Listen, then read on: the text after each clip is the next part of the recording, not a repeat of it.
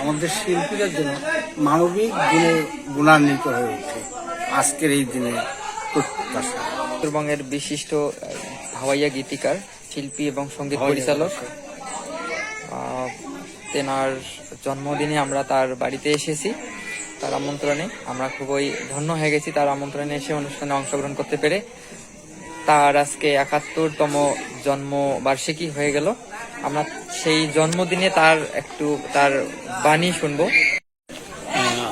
প্রিয় শ্রোতা বন্ধুরা, এটা নিছক জন্মদিন পালন নয়, এটা শিল্পীদের মধ্যে সৌহার্দ্য স্থাপন করা, বড়দের সম্মান করা, ছোটদের আশীর্বাদ করা, এই বিষয়টাই এখানে প্রাধান্য পেয়েছে।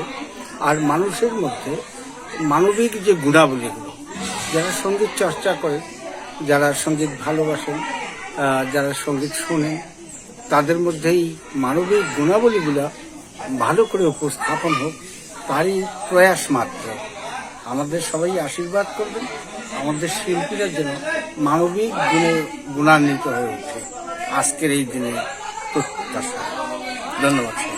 অনেক ধন্যবাদ কাকু। আপনি একজন বিশিষ্ট ভাওয়াইয়া গীতিকার।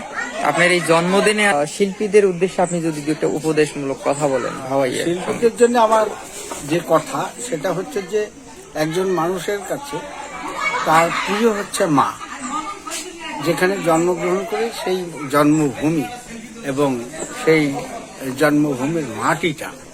তো এক্ষেত্রে আমি বলবো যে আমাদের এই অঞ্চলে যেহেতু রাজবংশী ভাষায় আমরা কথাবার্তা বলে থাকি, রাজবংশী ভাষার গান হচ্ছে ভাওয়াইয়া।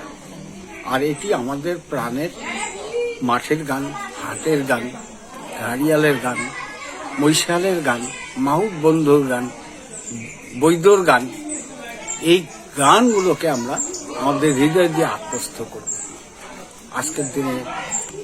এটাই আমি বলবো যে যারা ভাওয়াইয়ের চর্চা করছেন, যারা ভাওয়াইয়া নিয়ে কাজ করছেন, এই দিকটা মাথায় রেখে নিজের আদর্শটাকে ঠিক রেখে যেতে হবে।